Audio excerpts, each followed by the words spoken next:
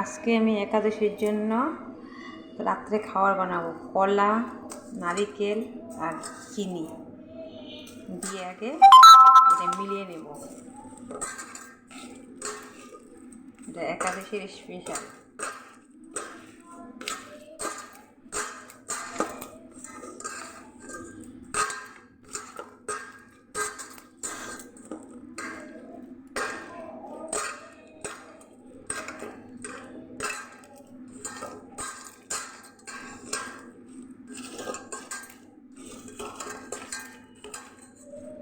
এটা সব মিলানো হয়ে গেছে,